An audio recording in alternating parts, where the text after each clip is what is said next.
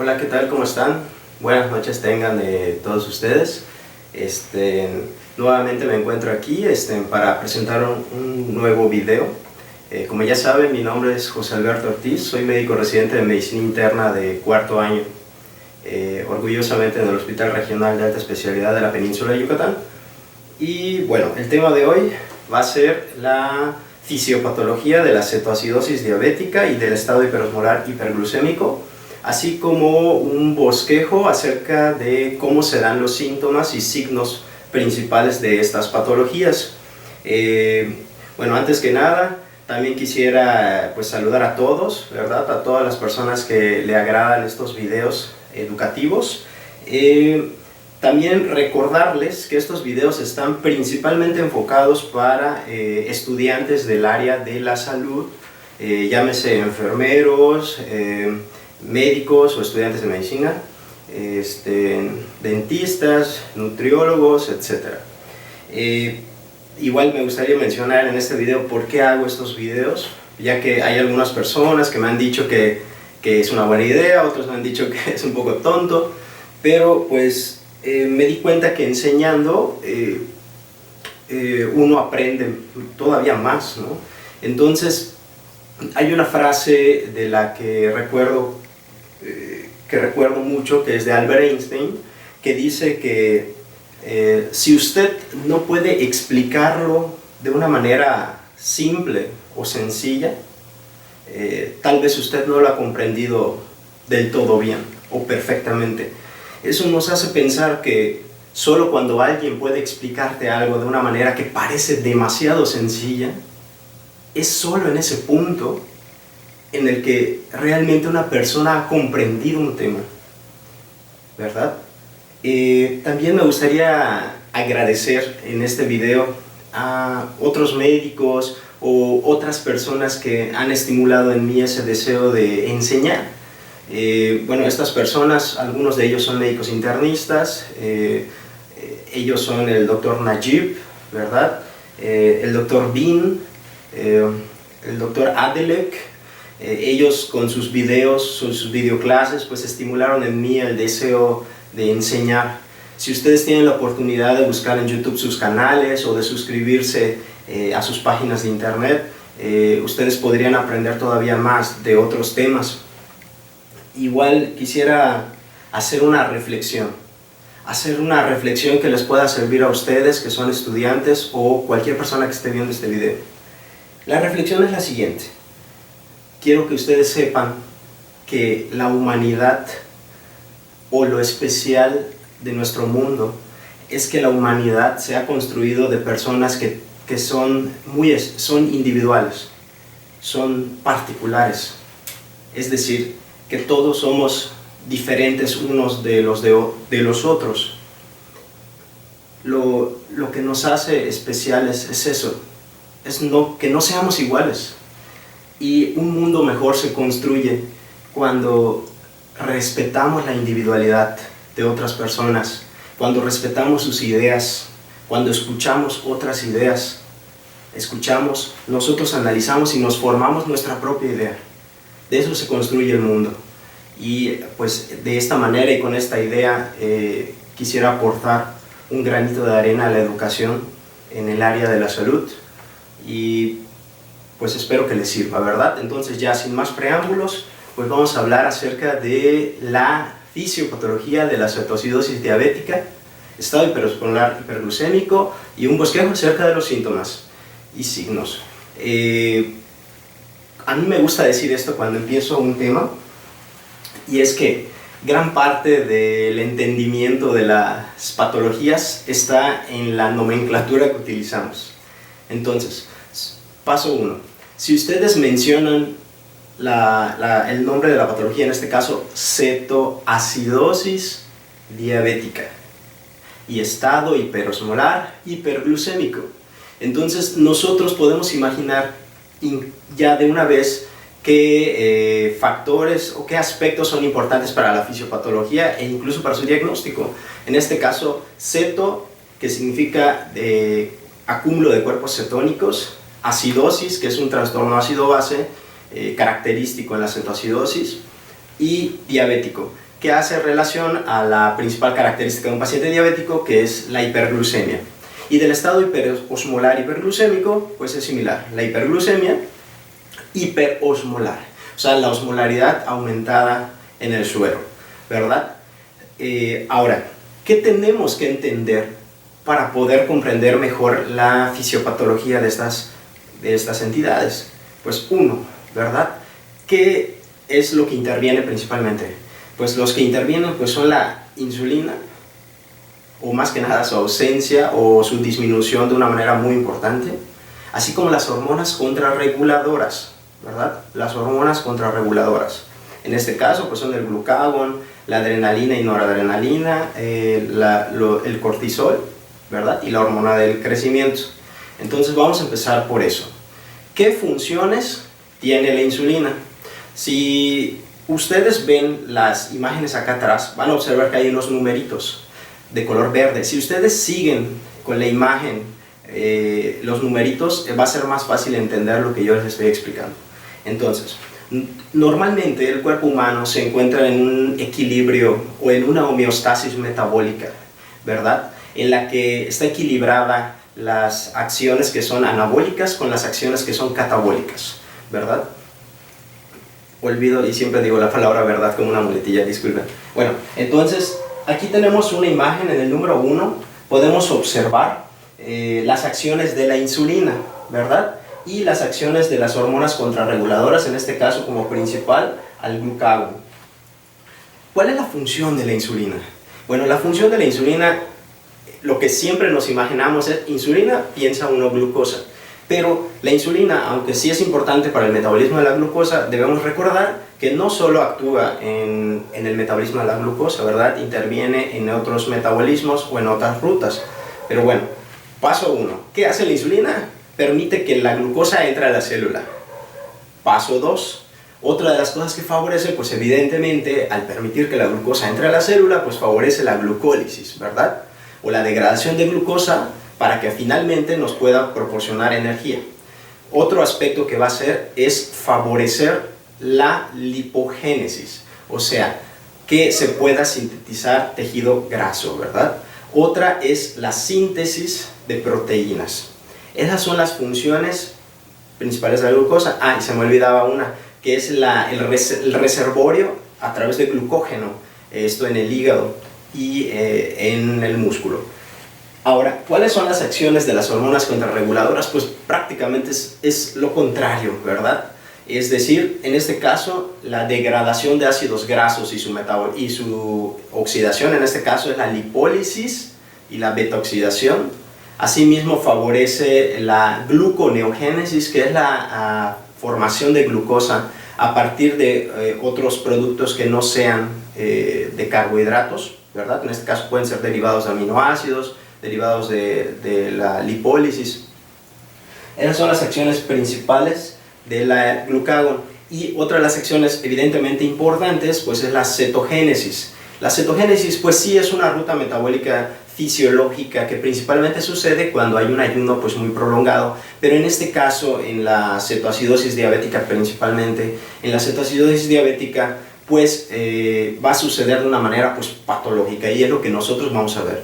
Entonces espero que haya quedado claro que el cuerpo humano se encuentra en un constante equilibrio metabólico entre funciones de anabólica y catabólica. En este caso la insulina tiene más funciones que son anabólicas y el glucagón pues tiene principalmente funciones que son catabólicas, ¿verdad?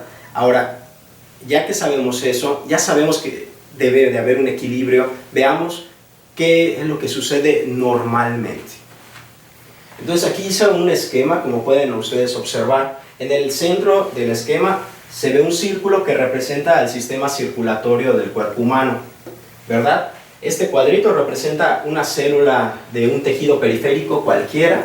Esto representa pues al páncreas, esto representa al hígado, un adipocito que representa todo el tejido graso o adiposo, el músculo, la nefrona, ¿verdad? Que es la unidad funcional del riñón, el sistema nervioso representado por este cerebro, el sistema respiratorio, el sistema cardiovascular, en este caso el corazón, y el sistema gastrointestinal. Entonces empecemos. ¿Qué es lo que pasa normalmente? Normalmente en nuestro páncreas, en este órgano, tenemos unas células especializadas. Como saben, el páncreas pues tiene una función que es exócrina y una función endocrina. En los islotes pancreáticos se encuentran células especializadas que liberan algunas hormonas que tienen que ver con este metabolismo que ya mencioné de la glucosa. En este caso, las células beta. Las células beta van a producir la insulina. Tenemos otras células especializadas que son las células alfa, que van a producir el glucagón, las células gamma, que van a producir el polipéptido pancreático, y las células delta, que van a producir a la somatostatina, ¿verdad? La mayoría de las células del islote principalmente son células beta pancreáticas. Las células beta pancreáticas liberan a la insulina, ¿verdad? Esta insulina se va a unir a su receptor que se encuentra en la mayoría de las células. Su receptor, este receptor es un tipo de receptor tirosinasa. Este receptor va a desencadenar una serie de pasos o una cascada que va a favorecer que se externalice el receptor GLUT. El receptor GLUT va a ser necesario para que pueda penetrar la glucosa a las células y de esta manera estas células puedan realizar la glucólisis, ¿verdad? Y de esta manera pues obtener energía. Eso es importante. Eso es lo que debería de pasar. Sin embargo, en la cetoacidosis diabética hay algo que es muy importante, que hay una deficiencia absoluta o una ausencia de insulina o un déficit muy severo de insulina. ¿Esto qué es lo que va a propiciar? Pues punto número 1, va a propiciar que se estimule a las células alfa para que produzcan glucagón. Así es, cuando hay insulina, la insulina inhibe la liberación de glucagón, pero al no haber insulina, o al haber una cantidad extremadamente baja de insulina en los tejidos, en la sangre, pues automáticamente se estimula la producción y la liberación del glucagón, ¿verdad? Como ya vimos, si la insulina no está permitiendo que penetre la glucosa a las células, esto va a favorecer un incremento de la glucosa en sangre, o sea, hiperglucemia, ¿verdad? Va a favorecer la hiperglucemia. Esto, como ya habíamos dicho, el glucagón tiene una acción de favorecer la mayor liberación de glucosa. ¿Cómo lo hace? Pues bueno, otro aspecto que hay que recordar es el siguiente. Cuando hay una ausencia de insulina, también se estimulan unas enzimas que están en el tejido adiposo. Aquí está en el número 6, en el tejido adiposo que está reservado como triglicéridos, la ausencia de la insulina, así como la estimulación por adrenalina y noradrenalina, van a estimular a una enzima para degradar los triglicéridos, y estos triglicéridos al degradarse van a formar ácidos grasos libres y van a formar glicerol, ¿verdad? Este va a ir hacia el hígado, y en el hígado se va a producir la gluconeogénesis, ¿verdad? ¿De qué? A partir, por ejemplo, del glicerol. Va para favorecer la gluconeogénesis, que es la formación de más glucosa. Es decir, tenemos todavía hiperglucemia y vamos a empezar a formar más glucosa. Eso va a desencadenar todavía más hiperglucemia, ¿verdad? Asimismo, los ácidos grasos libres pues van a entrar a su oxidación, que es la beta oxidación. La beta oxidación lo que nos va a producir es un exceso, aquí está, de acetilcoenzima A. Nos va a favorecer una producción excesiva de acetilcoenzima A. Asimismo, como ya habíamos dicho, el glucagón va a estimular la formación de glucosa a partir de otros componentes. En este caso, en el músculo se produce la proteólisis. Recuerden que la insulina favorece la síntesis proteica, pero al no haber insulina y el cuerpo requerir de glucosa para poder funcionar adecuadamente, al no haber insulina, pues va a suceder lo contrario, se va a estimular la proteólisis. La proteólisis nos va a dar algunos aminoácidos, ¿verdad? Aquí está, en la sangre, los aminoácidos van a ir al hígado, y en el hígado también van a fungir como sustratos para la gluconeogénesis y así formar todavía más glucosa. ¿verdad? Entonces, nos quedamos en este paso. Cuando hay un exceso de acetilcoenzima A, el exceso de acetilcoenzima A permite que se dé otra ruta metabólica que normalmente solo se da en un ayuno prolongado, pero en este caso se da de una manera patológica. Es la cetogénesis, que es la producción de cuerpos cetónicos a través o como sustrato la acetilcoenzima A que se va acumulando en exceso, ¿verdad? ¿Cuáles son los cuerpos cetónicos? Pues los cuerpos cetónicos, el primero que se forma es el cetoacetato, también denominado ácido acético, ¿verdad? Cuando se oxida, este va a formar el beta-hidroxibutirato, y cuando se descarboxila va a formar otro cuerpo cetónico que se llama cetona. Es importante saber que en la fórmula bioquímica o en la fórmula química del cetoacetato y del beta-hidroxibutirato se encuentran el componente o terminal hidroxilo. ¿Vale? Esto pues ya nos da a entender o nos hace saber que son ácidos, ¿verdad? Que pueden liberar hidrogeniones, como lo hace un ácido. Por eso el otro nombre del cetoacetato es ácido acético.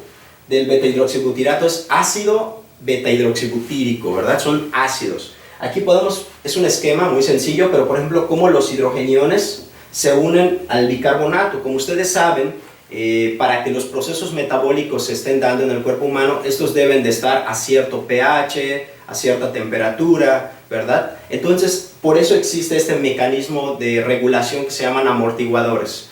Y uno de los principales amortiguadores, en este caso, pues es el bicarbonato, se va a unir al hidrogenión. Esto va a formar un ácido todavía más débil, que es el ácido carbónico, ¿verdad? El ácido carbónico pues se va a degradar y va a formar agua y va a formar CO2. Solo para mencionar, esta acidez que se genera en el cuerpo, ¿verdad? En la sangre, va a desencadenar una respuesta secundaria del cuerpo, pues para tratar de eliminar esta acidez. ¿Cómo lo hace? Pues el CO2, como saben, en el sistema respiratorio, a través de la expiración, se va eliminando el CO2. ¿Vale? Ahorita vamos a mencionar los signos y síntomas relacionados con este dato que estoy mencionando. Asimismo, también es importante mencionar cómo, bueno, en este caso, pues nada más recordar, ya hablamos de cómo se da la hiperglucemia, ya hablamos de cómo se da la acidosis, ¿verdad? Cetoacidosis. Ahora falta hablar cómo se da la hiperosmolaridad y por qué se da la deshidratación del paciente, ¿no? Que es muy característico en los pacientes con cetoacidosis y estado hiperosmolar.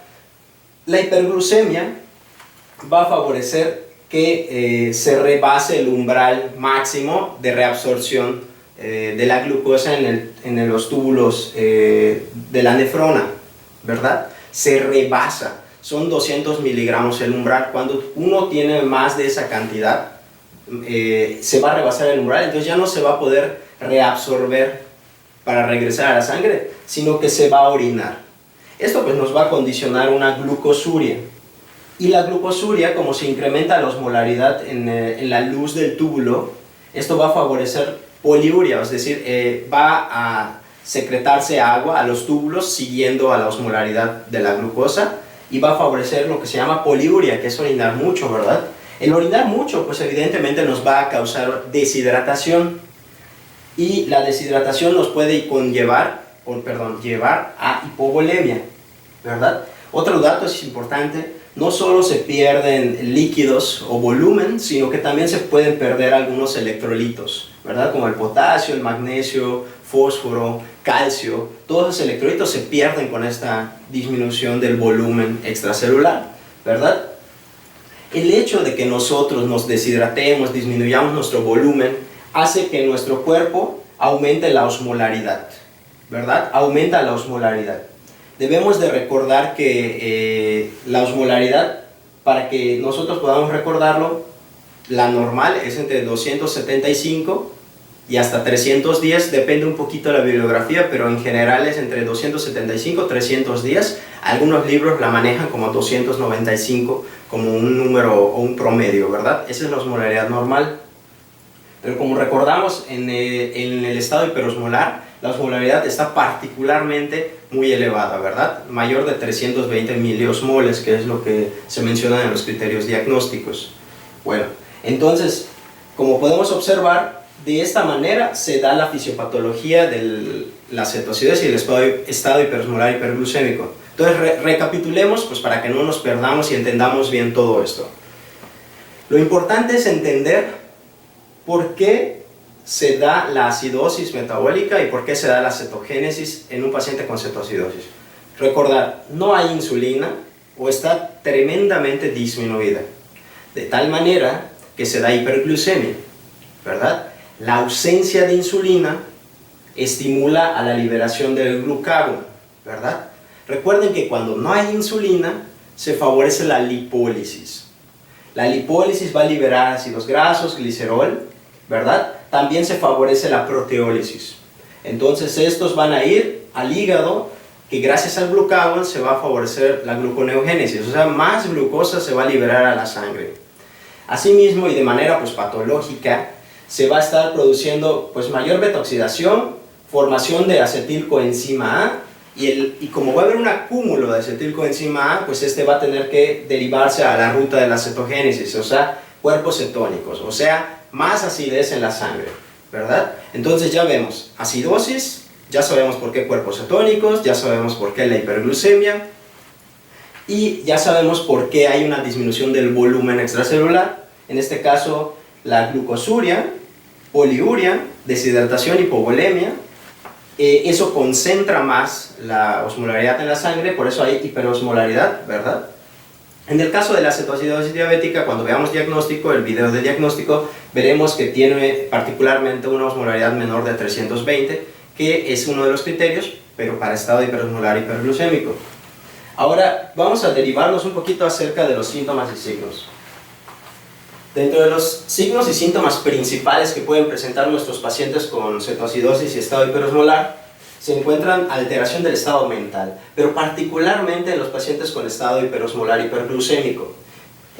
Ustedes deben de saber, como estudiantes, que la alteración del estado mental principalmente se debe principalmente a la hiperosmolaridad, puede ser también por la hiponatremia o la hipernatremia. En este caso es principalmente por la hiperosmolaridad, por la que particularmente se da una alteración del estado mental, ¿verdad? Eso pues nos habla incluso de mayor severidad del cuadro cuando el paciente llega más deprimido en su estado de alerta, ¿verdad? Perdón porque diga verdad, es una muletilla terrible. ¿Por qué se dan las náuseas y el vómito? Esto tiene un poco de lógica. Las náuseas y el vómito son principalmente estimuladas, las náuseas, por la acidez. La acidez es captada en el sistema nervioso central y a manera de mecanismo de defensa o para contrarrestar la acidez es las náuseas y el vómito, ¿verdad? Cuando uno vomita, pues libera ácido clorhídrico y el ácido clorhídrico al perderse de alguna manera disminuye la acidez. Esa es una manera de verlo o para poderlo entender todavía más fácil de por qué sucede, ¿verdad? Recuerden que la acidez estimula el área postrema, que es el área del vómito, y por eso se puede favorecer los vómitos. Asimismo, y a manera de que sea más sencillo de recordar, cuando hay una acidez en la sangre, el cuerpo lo empieza a responder como si el cuerpo estuviera intoxicado. Entonces una de las maneras es estimular las náuseas y el vómito, ¿verdad? Esto solo fue un dato de manera de que se les haga fácil de recordar por qué sucede. Asimismo, es importante mencionar que la disminución del volumen extracelular, ¿verdad? La deshidratación va a hacer que se active el sistema nervioso autónomo, pero específicamente más el sistema nervioso simpático, ¿verdad? El sistema nervioso simpático va a favorecer la liberación de adrenalina, de noradrenalina, y esto va a favorecer vasoconstricción, ¿verdad? Va a favorecer que se redistribuyan los líquidos que quedan en el cuerpo, pero de esta manera ustedes saben que se va a estimular la frecuencia cardíaca, ¿verdad? Puede disminuirse la TA al haber menos volumen extracelular, ¿sí? Ahora, ¿por qué se da la polidipsia y por qué se da la polifagia?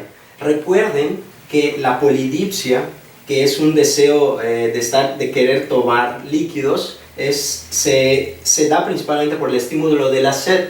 El estímulo de la sed inicia desde que tenemos una osmolaridad mayor de 280 miliosmoles. Así inicia, no estoy diciendo que ya porque tenga más de 280 todos estamos bebiendo agua. No, porque en parte lo podemos nosotros regular. Tal vez percibamos un poco de sed y no tomar agua, pero deben de saber que en este caso hay una hiperosmolaridad, ¿verdad? Y además el paciente está perdiendo mucho volumen, entonces se estimula la sed. En este caso favorece la ingesta o el deseo de estar ingiriendo mucha agua. La polifagia se debe a varios factores. Uno de los factores que podemos considerar es de que el paciente, a pesar de que tiene hiperglucemia, el cuerpo o las células periféricas están captando como si no hubiese energía o nutrientes. Eso puede conllevar a estimular a la polifagia, que el paciente desee estar comiendo de más o comer, ¿verdad? La polifagia. Como vemos en el sistema respiratorio, la misma acidez va a hacer que, como ya vimos, se forme el CO2 y como respuesta secundaria se va a incrementar la frecuencia respiratoria, ¿verdad? Para tratar de ir perdiendo el CO2. Aquí se da una respiración muy característica, que es la respiración de Kussmaul. Esto es específicamente para cetoacidosis diabética. Cetoacidosis diabética. La respiración de Kussmaul es una respiración que tiene una expiración profunda. Eso es algo muy importante. Es una respiración que tiene una expiración profunda para estar eliminando la mayor cantidad de CO2 posible, ¿verdad? Eso es por la acidez. El aliento afrutado, esto nos lo da un cuerpo cetónico que es, ¿verdad?, la cetona. La cetona es, como ya les dije, no es propiamente un ácido, a pesar de que está mencionado en los cuerpos cetónicos, pero tiene una característica muy particular que es volátil. Entonces se libera en el aliento de los pacientes con cetoacidosis diabética, no en el estado hiperosmolar. Entonces, en conclusión, en este aspecto, la respiración de Kussmaul y el aliento afrutado es una característica muy característica, valga la redundancia, o muy propia de la cetoacidosis diabética. Son datos de exploración física que son clásicos de cetoacidosis diabética. En el aspecto cardiovascular, la disminución del volumen que ya habíamos mencionado va a condicionar pues, lo que es hipovolemia. Ya había dicho, eso va a estimular al sistema nervioso autónomo, específicamente al sistema nervioso simpático, va a aumentar las aminas vasoactivas, en este caso adrenalina, noradrenalina, lo que va a dar una respuesta que es el aumento de la frecuencia cardíaca, puede haber disminución de la presión arterial, puede haber palidez tegumentaria. Recuerden que el sistema nervioso simpático, al liberarse la adrenalina, noradrenalina, va a favorecer la redistribución del líquido o de la circulación. En este caso, vasoconstriñe los vasos sanguíneos más internos, o sea, los vasos de los órganos, pero vasodilata los plexos venosos, y eso es lo que nosotros percibimos, ¿verdad? Vasoconstriñe los plexos venosos, para redistribuir la sangre hacia los tejidos más internos que son más vitales. Por eso la vasoconstricción de los plexos venosos de la piel va a darnos este dato de la exploración física, que es la palidez. Asimismo, el paciente va a tener una tendencia o va a estar favorecido a tener hipotermia, ¿vale? ¿Por qué? Recordemos, si el paciente tiene principalmente una vasoconstricción de los plexos cutáneos, el paciente va a estar frío, ¿verdad? No vamos a sentirlo tibio, como sería el caso de si el paciente tuviera una adecuada circulación en todo el plexos venosos.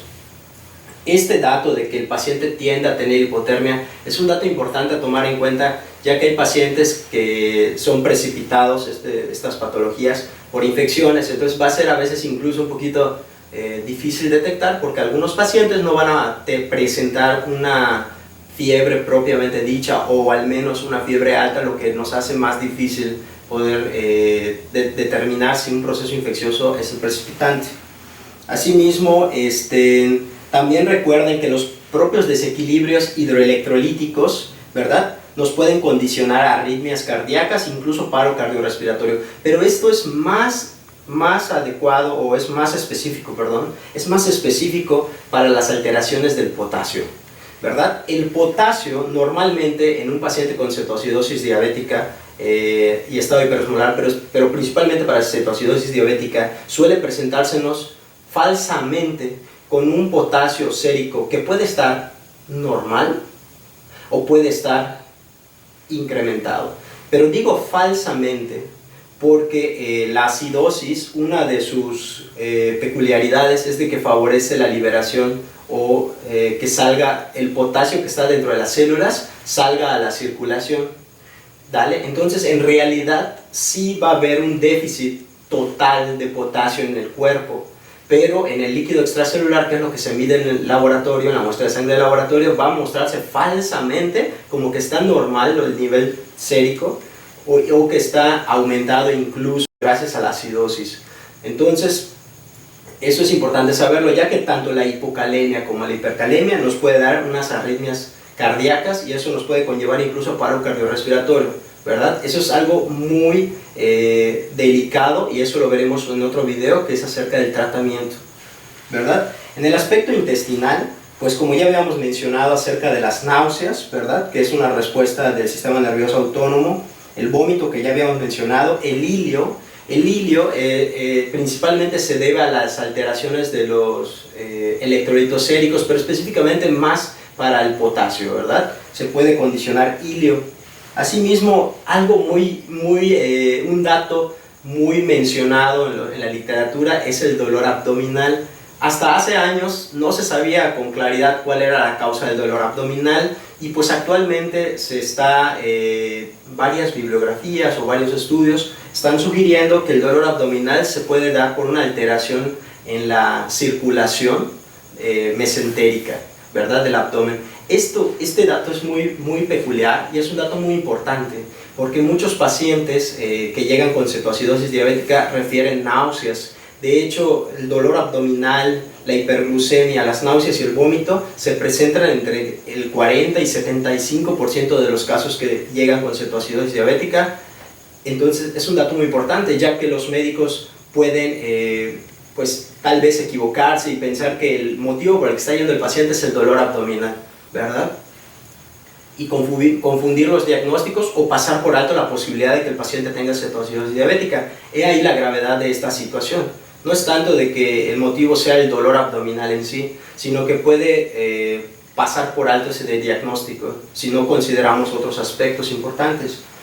Y bueno, y los síntomas y signos ya nefrológicos, pues ya lo habíamos mencionado, ¿verdad? Glucosuria, poliuria, ¿verdad? Eso nos va a conllevar deshidratación.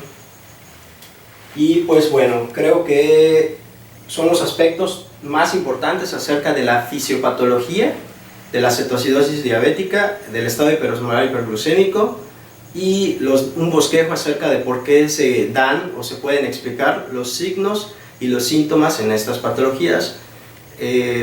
Pues espero que si van a hacer alguna crítica acerca de este video, pues sean críticas constructivas. La verdad es que mi interés es proporcionar un poco de información a los estudiantes y de alguna manera pues esto puede ayudar más a su estudio y a la adquisición de sus conocimientos. Y pues les mando un cordial saludo y que tengan buenas noches. Gracias.